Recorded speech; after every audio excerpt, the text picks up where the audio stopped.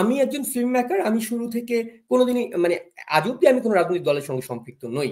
Even Awami লীগের সঙ্গেও নই, আমি কোনোভাবেই সম্পৃক্ত নই আওয়ামী লীগের সঙ্গে, মানে অফিসিয়ালি। এবং সেই জায়গা থেকে যখন আমি কথা বলতে শুরু করি, যখন আমি প্রতিনিয়ত আওয়ামী লীগের পক্ষে কথা বলে যাচ্ছি, মুক্তিযুদ্ধের পক্ষে কথা বলতে গেলে তো আলটিমেটলি ওটা আওয়ামী লীগের পক্ষে চলে যাচ্ছে। তো যে কারণে এটা আমাকে শুনতে হয়, এই যে শিল্পী, সঙ্গীত, সরকার যে এত গান করছে কলকাতায় বসে, ওর দায়টা কি? আওয়ামী লীগ তো ওকে অনেক টাকা পয়সা দিচ্ছে, দিয়ে ওকে দিয়ে গান করাচ্ছে। শাহাদাত রাসেল কেন নেপালে বসে এত অ্যাক্টিভিটিস করছে? কারণ আওয়ামী লীগ টাকা দিচ্ছে। তো আমি আসলে এখন পর্যন্ত কোনো টাকা পাইনি সঙ্গীতে, এটা আসলে আমার দুর্ভাগ্য। আমার লবিং তো অত দূর নেই, অত যোগাযোগটাও নেই, আমার পরিচয়ও নেই। এখন আপনি মোটামুটি কত কোটি টাকা পেয়েছেন এখন পর্যন্ত? মানে কি পরিমাণ হতে পারে সেই অ্যামাউন্টটা? মানে 100 কোটির উপরে না নিচে? হ্যাঁ, হ্যাঁ, আমি সেটা বলেছিলাম একটা একটা একটা লাইভে বোধহয় আমি বলেছিলামও যে ওদের হুম, চিন্তাভাবনা হুম। এরকম যে জননেত্রী শেখ হাসিনা যখন যাচ্ছিলেন আকাশে হেলিকপ্টার করে, মোটামুটি ২-৩০০ বস্তা টাকা নিয়ে যাচ্ছিলেন। তার ৪-৫ হুম, বস্তা আমার হুম। বাড়িতে ফেলে গেছে। তা ৪-৫ বস্তার যা অ্যামাউন্ট আছে তা আমার ঘরে কোনোভাবে কুলোচ্ছে না। আমি পাশের বাড়িতেও কিছুটা ধার করে দিয়েছি। তারা চলছে আর কি। মোটামুটি আমাদের এই এরিয়াটা মোটামুটি সেই টাকাই চলছে। মানে তো পশ্চিম, মোটামুটি বলা যায় ওয়েস্ট বেঙ্গল চলছে এটা। ওই ওয়েস্ট বেঙ্গল এই টাকায় চলছে।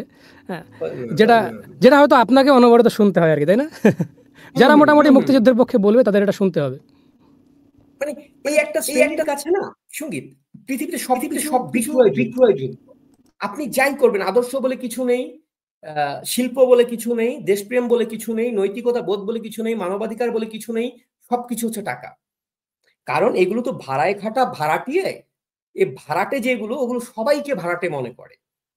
এই নেরীরা পৃথিবীতে আদর্শ বলে কোনো কিছুর সঙ্গে পরিচয় ওদের তৈরি হয়নি আসলে।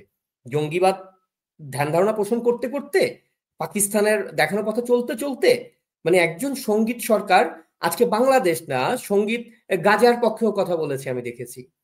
সঙ্গীতকে যেখানে মানবাধিকার লঙ্ঘন হয়েছে সেখানে আমি কথা বলতে দেখেছি। তাহলে গাজার পক্ষে কথা বলার জন্য গাজা তো নিজেই না খেয়ে আছে, সঙ্গীতকে টাকা দিল কত?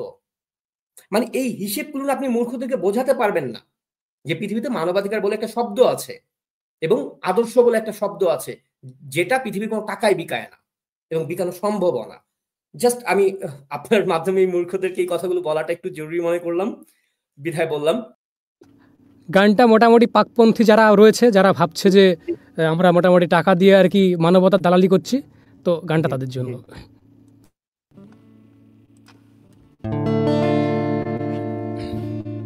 হুম।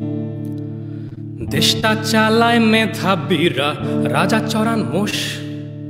দেশটা চালায় মেধাবীরা, রাজা চড়ান মোষ। যাই না ঘটুক দেশে সবই নাকি স্বৈরাচারের দোষ।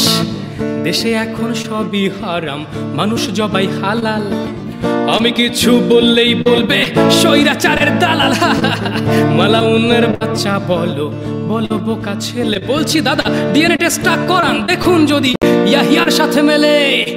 রাজার পক্ষে বলো, রাজার পক্ষে বলো, ওদের পা চেটে চলে তবে তুমি পাবে সফলতা। মুক্তি সেনারা আজ বন্দিশালায়, দেখো বলতে গিয়ে দেশের কথা। ভণ্ডামিটা ছাড়ুন দাদা, মানুষ তো নয় বোকা। সেন্টু মেরে জনতাকে দিয়েছিলেন ধোকা। এবার কাকু গদি ছাড়ুন, সময় বয়ে যায়। আমজনতা দেশে আবার গণতন্ত্র চায়। আমজনতা দেশে আবার গণতন্ত্র চায়।